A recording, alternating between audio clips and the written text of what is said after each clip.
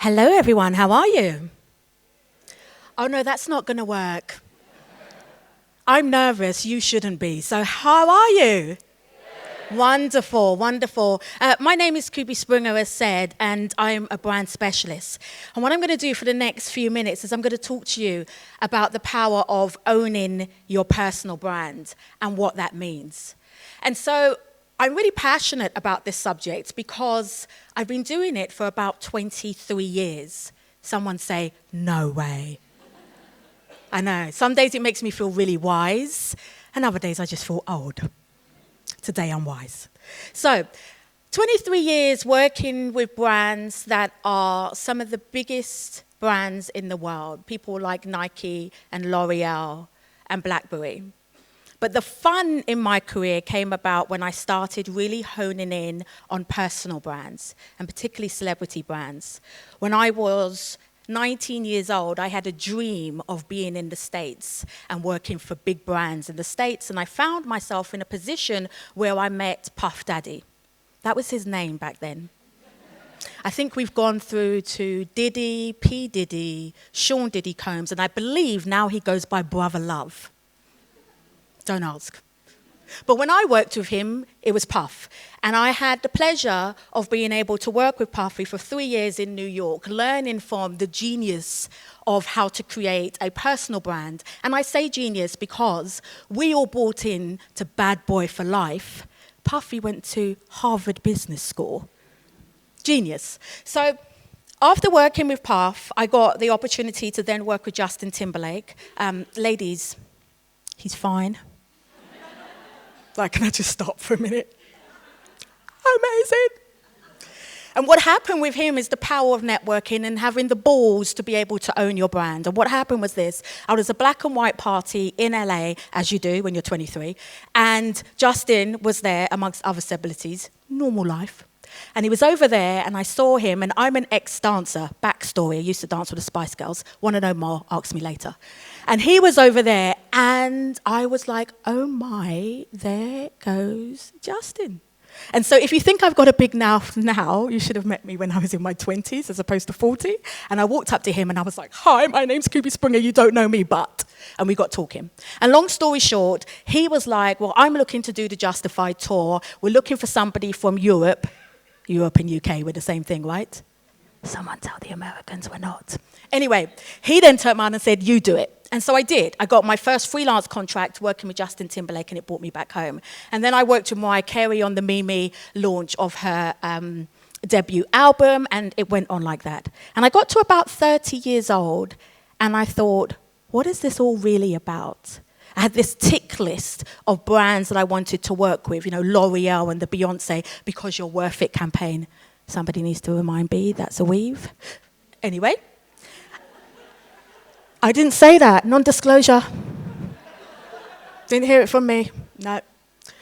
So I got to 30 and I thought, what is this about? And what I realized is that more than anything else, what I love about branding is the science, is that it's more about the science of building a brand than just the creativity. And so I have now spent the last decade of my career not only really unpacking what that science is, but having the privilege to go around and teach ordinary people like you and I how to adapt that science so that we can build our personal brands. Now, disclaimer, I'm not expecting you to be Brother Love. That's not what this is about. What I actually say to my clients is the power of owning your personal brand as somebody who works for an organization gives you a few things. Number one, conscious of the clicker, so I'm going to go right off the top of my head. All right, so I was going to tell you that Adidas had told me that I'm one of the top 5 brand specialists in the world, but we've moved past that now, so we get to the teaching bit. Wonderful. So, the power of owning your personal brand means that some of the age-old things that we know are still existing, for example, for every 100 men that are promoted to management positions, only 79% of women equally are promoted. Some of the, are we still there? Some of that stuff. When you own your personal brand, it gives you the encouragement and the courage to step out to do things that you didn't think you could naturally do. And I want to hone in on these pointers. Number one is your personal brand, whether you are at junior level in an organization or whether you are part of the senior management team. Number one is it gets you to really make clarity on why am I here? And not those questions of like, why am I here? What do I want to be in 20 years? No, like, why am I sitting at this desk today? Why am I doing this job? Why am I here? And I got that why for me at the age of 30 because having ticked off all of these cool parties, I had to ask myself, why am I actually doing this? And when we start to own our why, it makes our how so much easier. Why are we working for Bloomsbury? Why are we doing this? Like, okay, yeah, we've got to pay our mortgage, get it, great. But beyond that, when you really start to look at your personal brand, it gets you to ask the hard questions. And one of the first ones is, why? Why here? Why this moment? Why me? Why in this company? Why my skills? Why my talents? Why? And the beautiful thing is that I strongly believe that we're all placed here to execute on that why. Business is about serving. And so each of us individually have the power within us to use our special skills to serve. But until we take the time to say, well, why am I here? We don't start to look at what those skills are and how we're going to use them to serve effectively. The second thing that personal branding does is it really gets you to look at your differentiation. And I believe that your difference is your strength. And here's a little story. About 5 years ago, I got a phone call from Deloitte. And they gave me a call, and it went a little bit like this. Hi, is this Kubi Springer? Yes, it is. We'd like to book you to come and speak, senior managers, and we want to talk you to come in and talk about personal branding. I was like, that's wonderful. Thank you so much. Fill out the booking form, da-da-da-da-da. And then when I got there, I turned to them after I had spoken, and I said, out of curiosity, why did you book me? Like, I'm the Justin Timberlake girl, the Mariah Carey girl. Like, this is Deloitte. And they said something that was so powerful, and they said, we needed something different. We're used to having brand consultants that are male, that are usually 45 and above, that go to Oxford and Cambridge, and we needed something different. And where I used to shy away from my difference, it gave me the gumption to own my difference. I used to somewhat kind of apologize for the fact that I didn't go to an Ivy League school, sort of apologize that I was a female that got all these opportunities, apologize for being black and in the room. And all of a sudden I was like, actually, my difference is my strength. The fact that I have a big old afro gives me a whole history that's different to anybody else in the room, which means I've got something unique to say. Whoa. Now I got a superpower. So when you own your personal brand, all of a sudden your difference becomes your strength.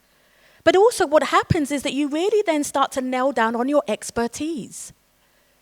So, okay, great, you're good at what you do, but the way that you do it is different the way that she does it, and the way that she does it, and the way that he does it. What is your unique expertise? And what is your brand personality?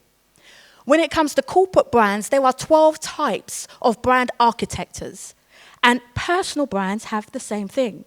So if you think about a Steve Jobs as an example, Steve Jobs is the magician, and what does that mean? It means that he has the power to be able to convince and persuade.